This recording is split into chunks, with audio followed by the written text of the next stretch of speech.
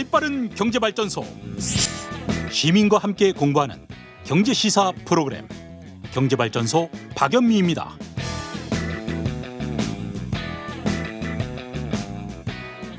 네, 바이드노믹스 계속 말씀드렸는데 미국 상원에서 2,200조 원짜리 경기부양책을 통과시켰습니다. 1조 9천억 달러, 상상도 안 되는 돈의 규모인데 2,000조 원이면 연간 우리나라 GDP와 맞먹는 돈입니다.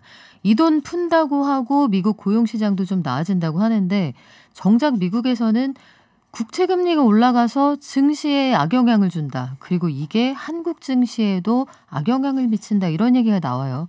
국채가 뭐고 금리가 뭐길래 우리한테 왜 이러는 건지. 키움증권 투자전략팀의 서상영 팀장님 모시고 왜 그러는 건지 알아보겠습니다. 어서 오세요. 네, 안녕하십니까. 네, 밖에서는 이 목소리 아니셨던 것 같은데. 아니, 팀장님, 그 국채 금리라는 게 일단 국채가 뭐고 국채의 금리라는 게 뭐길래 우리한테 이렇게 영향을 많이 줍니까? 일단 무슨 회사채라는 것들 네. 있지 않습니까? 뭐 그것도 좀 있고 뭐 우리 뭐 한마디로 뭐 돈을 쓰려고 하면 한마디로 담보 같은 거 있지 않습니까? 네. 그런 것들을 이제 발행을 하고 야, 내 이거 나중에 얼마 있다가 이거 해줄 테니까 뭐 1년 있다가 돈 다시 갚아줄 테니까 네. 야, 네가 좀 가져가고 나한테 돈 좀 빌려줘. 뭐 이런 거거든요. 그럼 이자를 줘야겠네요. 그렇죠. 뭐 이자를 3부 줘야죠. 5리 뭐 이런 식으로 쳐서. 네. 그게 이제 국채금리라고 보시면 될 것 같습니다. 나라가 발행하는 건데. 그렇죠. 근데 국채금리가 오르면 증시에 왜 나빠요? 나쁘지는 않아요. 나쁜 건 아니에요. 네. 근데 요즘 증시 뉴스 보면 죄다 미국 국채금리가 오르락 내리락 해가지고 오늘은 떨어졌다, 오늘은 잠잠하다 그러잖아요. 국채금리라는 게 나라에서 국채를 발행하고 그거 사간 사람들한테 주는 이자인데 이자율이 올라가면 이걸 왜 불안해하죠, 증시가? 그렇죠. 불안할 이유는 없죠. 우리 보통 주식시장에서 보면 안전자산 또는 뭐 위험자산 그러잖아요. 네. 그러니까 막 경기가 어마어마하게 좋아지고 그럴 때는 뭐 위험자산, 우리로 치면 이제 주식시장 뭐 이런 것들이 막 끝없이 올라가거든요. 네. 근데 이제 경기가 나빠지거나 뭐 위험이 엄청나게 높아질 것 같으면 안전자산, 그게 이제 뭐 금이라든지 달러라든지 거기에 또 하나 있는 게 국채예요. 나라가 망하지 않는 한. 그렇죠. 나라가 망하지 않으니까 설마 미국이 망하겠어? 뭐 이런 생각이 있으니까. 그래서 이제 안전자산인 국채 가격이 그렇게 돼버리면 뭐 경기가 어마어마하게 좋아지면 국채 가격이 빠지겠죠. 사는 사람이 적어지니까. 그럼 금리는 올라가죠. 그러면 금리가 올라가면 경기가 좋아지는데 그러면 주식시장 올라가겠네? 네. 라고 생각할 수가 있는데 여기에서 한 가지 문제가 좀 있어요. 그러니까 이 금리의 상승 속도 자체가 갑자기 가파르게 올라갈 때 그다음에 금리의 상승 요인이 뭐였었냐. 그러니까 경기가 좋아지고 그러니까 연준 그 미국의 중앙이라고 네. 칭하는 이제 연준 같은 경우는 야, 금리 올라가는 거 미국 경기가 좋아서 올라가는 거야. 그러니까 걱정하지 마라고 하는데 시장에서는 어떻게 받아들이냐면 이거 돈을 많이 풀었지 않습니까? 네네. 많이 풀고 그러니까 인플레이션율이 이제 갑자기 올라가게 되면 연준이 이거 돈을 이게 너무 인플레이션이 올라가게 되면 걷어들이는 거 아니야? 그렇죠. 그게 불안한 거군요. 그게 이제 되면서 금리에 그렇게 되면 이제 금리가 이제 튀는 거죠. 금리 근데 인상. 요즘에 그 실물 경기 상황을 보면요. 좀 이해가 안 간다 이런 부분도 있는 게 지금이 경기가 엄청 좋아서 국채 금리가 올라갈 정도로 경기가 좋아졌느냐. 일단 요걸 잘 모르겠고요. 네. 물가가 막 올라갈 정도로 뭐 임금이 막 올라가고 뭐 돈을 풀었다고는 하는데 소비 심리가 살아났느냐. 요것도 잘 모르겠다는 생각이 들어서 혹시 이게 국채가 앞으로도 계속 쏟아져 나올 건데 뭐하러 지금 살 필요가 뭐가 있어? 나중에 수익률이 더 올라가면 이자 더 얹어줄 때 그때 사지 해가지고 올라가는 거 아니야? 이런 생각도 들긴 하거든요. 그래서 지난번에 한번 시장이 요동을 쳤었던 시기가 네. 그 미국에서 이제 한 달에 한 번 정도씩 해가지고 뭐 1년 이번 주에 이제 3년물, 10년물, 뭐 30년 만기물 뭐 이런 것들이 이제 국채를 발행을 해요. 그러면은 이걸 가지고 채권 참여자들이 이제 막 경쟁을 하기 시작하죠. 네. 응찰률, 그다음에 간접입찰이라는 게 있는데 해외 쪽에서 그러니까 뭐 중국이라든지 우리나라든지 일본에서 미국 국채 입찰을 딱 들어가면 이게 간접 입찰로 잡히는. 근데 지난번 7년물 국채 입찰에서 응찰률도 일단은 낮았고요. 문제가 됐던 건 간접 입찰이었어요. 그러니까 보통 12개월 평균으로 보면 60% 초반대가 네. 이제 전체적으로 해외 시장에서 막 이거를 매수를 해왔었는데 그때 38%. 야 이거 왜 중국이나 일본이나 이런 데서 왜 우리를 안 사? 뭐야 마음이 변한 거야? 그렇죠. 그런 거군요. 그랬는데 이제 여기에 대해서 이게 극명하게 갈리는 게 있는데 네. 연준 같은 경우는 일단 경기가 좋으니까 금리가 올라가는 거야라고 생각을 하고는 있지만 계속 그렇게 얘기하는데 시장은 안 믿는 것 같아요. 그렇죠. 채권 시장 참여자들은 네. 야 지금 인플레이션율이 급격하게 2분기 때는 올라갈 거야. 그렇기 때문에 지금 사면 안 돼라고 생각을 하고 있는 거예요. 난 뒀다 살 거야. 그렇죠. 백화점에서 좀 이따 폭탄 세일할 건데 누가 지금 사? 다음 주 월요일부터 세일할 건데 이렇게 생각하거든요. 그렇죠. 그래서 그 인플레이션율과 관련돼서 이제 좀 생각을 해봐야 되는 것들이 몇 가지가 좀 있어요. 네. 그러니까 보통 이제 소비자 물가 지수라든지 인플레이션율 같은 경우는 전년 대비 몇 프로 이런 식이지 않습니까? 네. 뭐 우리나라도 뭐 2% 3%씩. 전년 동월 대비. 그렇죠. 네. 그랬는데 작년 3월 중순경부터 갑자기 국제유가가 폭락을 하기 시작하죠. 그때 마이너스 유가도 마이너스 등장했죠. 이제 4월 말에 이제 마이너스까지 뭐 빠졌었죠. 이론적으로는 돈 내고 가져가세요. 그렇죠. 네. 이제 뭐 저장 그렇죠. 비용이라든지 이런 것들 탱크가 때문에 꽉 찼다. 네. 그래도 국제유가가 그때 당시 3월달에서 한 4월달, 5월달 정도에 20불 정도, 20달러, 배럴당 20달러 정도 됐었는데 지금은 60달러가 넘죠. 근데 사실은 그 60달러라는 게 코로나 팬데믹 이전 상황하고 비슷한 수준인 그렇죠. 거잖아요. 근데 이제 지금 현재 그 소비자 물가 지수를 할 때는 3월 대비 작년 3월 대비 이번 3월달 물가 지표는 어떻게 됐을까? 그러면 폭등이네요. 그렇죠. 네. 근데 이제 또 이것만 그랬던 건 아니고 그 팬데믹 이후부터 또 올라갔던 상품이 하나 있어요. 비철금속, 구리, 뭐 금. 그게 경기를 판단하는 대표적인 금속이죠. 그렇죠. 그렇기도 하지만 중국 경제 때문에 좀 많이 이제 올라갔었고요. 보통 뭐 10년 내 최고치 경신하고 그다음에 작년 8월부터 또 올라갔던 게 하나 네. 있어요. 곡물. 대두, 옥수수, 밀 뭐 이런 것들이 50에서 80% 폭등을 했습니다. 전 세계 모든 사람이 재택근무를 하면서 많이 먹어서 그런가요? 뭐 그런 것도 좀 있고요. 일단 뭐 중국의 돈육 가격, 그러니까 이게 미국에서 차지하고 있는 소비자 물가 지수에 네. 포함되어 있는 내용이나 우리나라나 중국이 약간씩 달라요. 그래서 미국 같은 경우는 헬스케어라든지 뭐 이런 쪽에 좀 비중이 좀 있다면 중국 같은 경우는 돼지 가격. 그렇죠. 거의 주식이니까. 그리고 그렇죠. 중국이 돼지를 많이 안 먹거나 아니면 중국 돼지가 콩을 안 먹기 시작하면 미국 콩 가격이 급락하게 그렇죠. 되고 그렇게 연결이 되는 거죠. 근데 이제 이게 돼지 돈육 가격이 급등을 했어요. 네.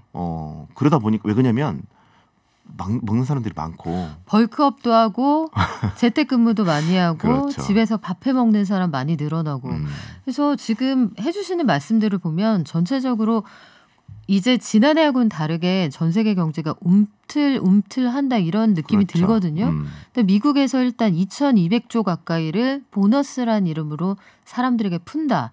이렇게 되면 요게 우리 증시나 요게 우리나라 수출 기업한테 좀 도움이 될까? 요게 궁금하거든요. 이게 1.9조 달러가 이게 또 처음도 아니고요. 지난번에 뭐 2조 달러 이상도 또 풀었었고.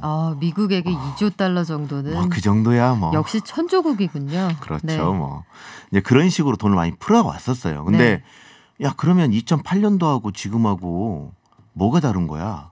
고민들이 많겠죠. 네. 금융위기 당시에 돈을 풀었었는데 연준에서 그 돈들은 물론 이제 자산 쪽으로도 많이 왔지만 그 금융권으로 들어갔다가 다시 이제 이게 연준으로 들어왔다라면 이번에 미국 시장에서 움직이고 있는 것 중에 특징적이었던 거는 정부가 움직이고 있어요. 네.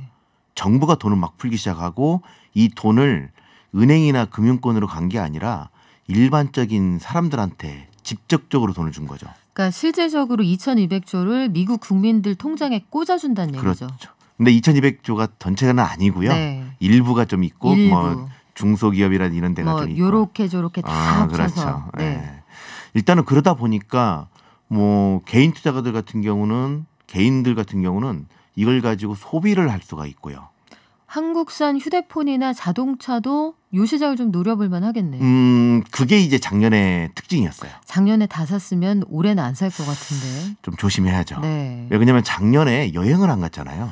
그렇죠. 그 돈이 만약에 4인 가족이 유럽 여행을 한번 간다 하면 요 예산도 그렇죠. 거의 1,000만 원 돈 되니까. 1,000만 원 이상 가니까 그 돈 가지고 그래서 아이폰 뭐 12 맥스라든지 뭐 이런 좀 비싸 예전 같았으면 안 살려고 했었던 내용들이 좀 많이 이제 작년에 그래서 오랫동안 안 바꾸고 비싼데 교체 주기가 긴 그런 것들 많이 샀잖아요. 내구재. 그래서 우리나라 수출이 작년 하반기 때 정말 좋았던 거. 그게 내구재 수출이 많아서 네. 그게 이제 수입 수요라고 보시면 돼요. 그런 것들이 많이 증가를 했었는데 뭐 그럼에도 불구하고 일단은 네. 이번에 돈이 직접 풀렸고 그럼 이 돈이 어디로 가냐? 그때와 하고 비슷하게 증시로 가죠. 왜냐면 주식시장 계속 올라가잖아요. 그죠?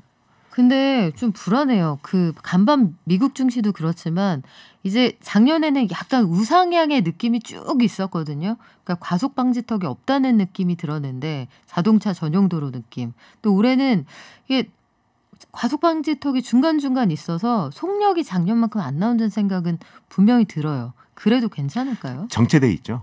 이 정체가 풀릴까 말까가 중요한 거죠.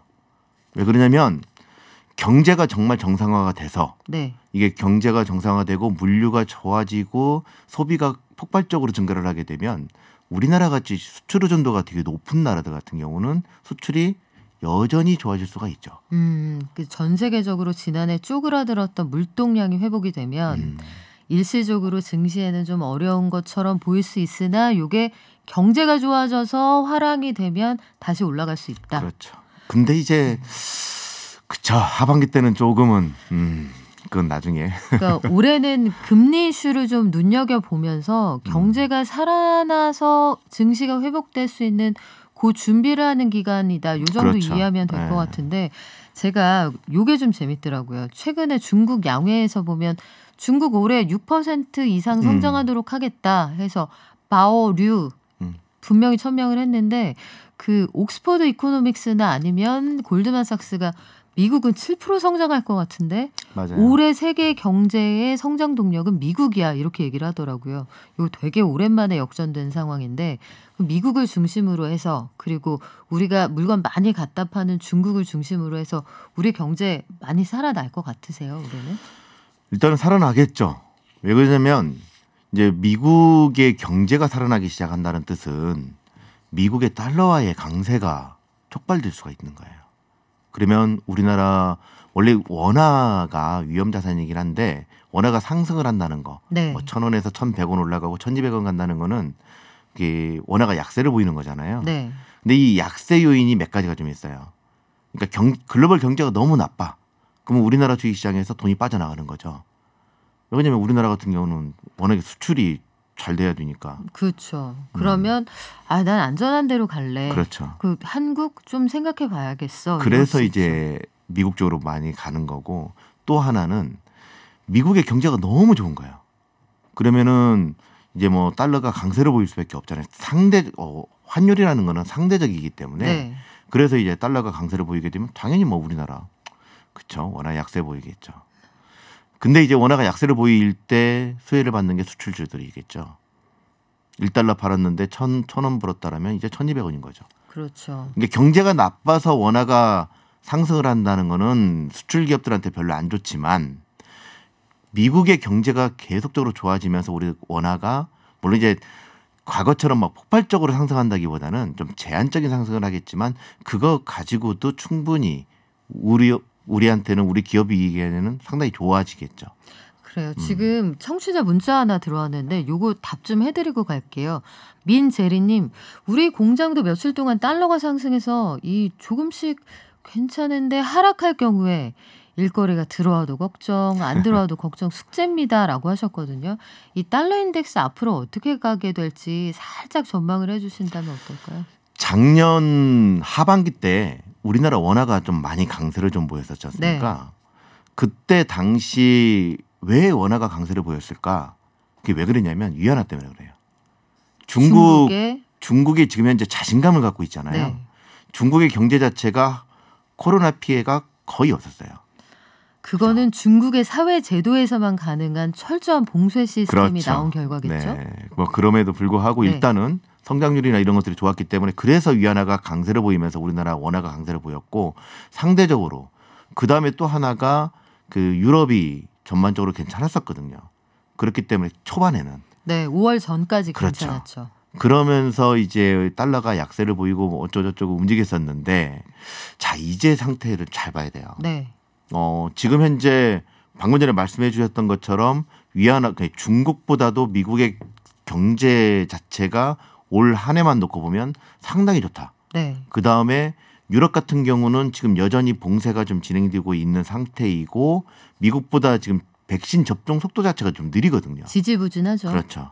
그리고 그 최근 들어서 바이든 대통령도 그랬지만 앨런 재무장관도 어제 말씀을 해 주셨지만 그다음에 미 의회 예산처에서도 언급을 했지만 올해 중순경 정도만 되면 네. 미국의 경제는 코로나 이전으로 회복한다.